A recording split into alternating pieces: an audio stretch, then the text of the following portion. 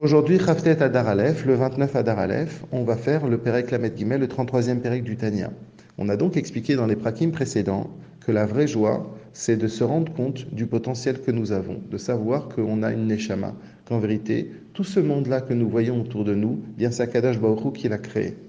Aujourd'hui, dans ce Perek-là, le Admor HaZaken veut nous dire qu'il ne faut pas simplement savoir qu'Hachem a créé le monde, mais aussi il faut vivre avec le fait que Hachem est partout. Il faut vivre cet enseignement. Il ne faut pas que ça soit un enseignement des livres et que ça reste théorique. Il faut qu'on puisse le pratiquer au quotidien, s'approfondir dans ça, regarder le monde, voir dans chacune des choses qui sont belles de ce monde, bien voir la main d'Akadosh Baruch Hu, et en plus, pas simplement la main d'Hachem, mais qu'en vérité, tout ça, c'est Hachem. Si on regarde même par rapport à nous-mêmes, on s'aperçoit que des choses qui sont simples, comme par exemple la parole, eh bien la parole, ça provient de notre neshama, puisqu'on sait que la neshama a 10 forces, et ces 10 forces donnent la puissance à pouvoir penser, parler et agir.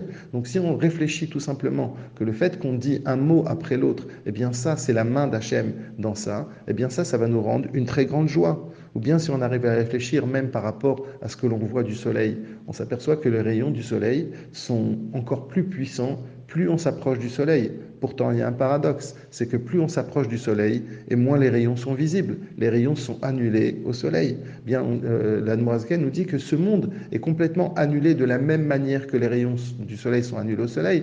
De la même manière, notre monde est annulé à Hachem. Seulement quoi? Nous, on ne le voit pas. Et c'est ça que on nous dit, d'ailleurs, ça fait partie des 12 psukim, Veze kol adam betachlit briato, ou briat kol lamot, liatlo dirazo betartonim. C'est-à-dire quoi? C'est-à-dire qu'en vérité, le but de chacun de nous dans ce monde-là, c'est de faire en sorte qu'on arrive à faire que la demeure d'Hachem, la dira betartonim, la maison d'Hachem, soit ici-bas. Mais ça veut dire quoi? Ça veut dire qu'en vérité, Hachem est en vrai, Hachem est là. Seulement, notre but à nous, c'est de faire simplement qu'on puisse le ressentir. Et plus on ressent qu'on est proche du roi, et plus ça nous amène de la joie. Comme on voit que, tout simplement, de manière physiquement, c'est que si une personne va aller chez un roi, et de nos jours, comme il n'y a plus tellement de rois, bien qu'il en existe certains, bien si on voit qu'on est invité chez une personne qui est prestigieuse et qui est comme on pourrait dire un synonyme d'un roi, ça va nous amener de la grande joie. Et en plus de ça, hein, on nous dit Ashrenu Matov Relkenu. En plus de ça, c'est pas simplement qu'on est proche du roi, tout simplement parce que le roi il veut être gentil avec nous, mais en plus c'est notre héritage. Et on sait que la notion d'un héritage, que quand une personne hérite de quelque chose, quoi qu'il soit, ça peut être de l'argent ou même des bonnes qualités, eh bien ça peut lui amener, ça lui amène de la grande joie, ça lui amène de la grande simcha. Et donc quand on réfléchit à tout ça, on s'aperçoit finalement que toutes les mitzvot que l'on fait, eh bien finalement comme Chabakouk il a dit, tout ça, ça relié à une seule mitzvah. C'est quoi? C'est le fait d'avoir de la émouna pour Akadosh Baruch Hu. Tout ça, cette émouna qu'en vérité, il n'y a que Akadosh Baruch Hu, en od milvado, dans ce monde, il n'y a que Hachem.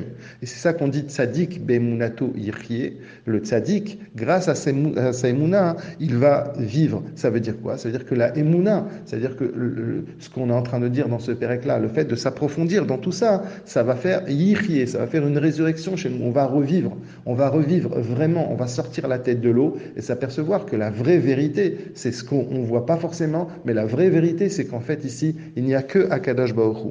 Ça, c'est le premier niveau de joie que l'on peut atteindre. Ensuite, dans ce pérec-là, l'Admorazaken dit qu'il y a encore un autre niveau de joie, c'est de savoir que nos actions que l'on fait dans ce monde, eh bien, c'est qu'on arrive à transformer le mal en bien. Ça, c'est le deuxième niveau de joie. Premier niveau, c'est le fait de savoir qu'en vérité, il n'y a que Hachem et qu'on est proche de lui. Deuxième niveau, c'est qu'Hachem nous a donné un pouvoir extraordinaire, c'est qu'on peut changer les ténèbres en lumière, on peut être capable de transformer le mal en bien. Et ça, justement, ça va nous amener énormément de joie, la joie de notre concrétisation. Et c'est comme, encore une fois, c'est dit dans un des 12 psukim, Ismach Israël Beosav, Perouche, Shekol Mishou Mizera Israël, Yeshlo Lismoach, Besimchat Hashem. Ça veut dire on doit être Besimcha dans la joie d'Hachem. Pourquoi? Grâce à quoi? Beosav. Parce qu'on a fait, parce que à ce moment-là, on a rendu que ce qui est fait dans le monde, eh bien, eh bien, toutes les actions d'Hachem qu'Hachem a fait, c'est-à-dire en vérité toutes les créations d'Hachem,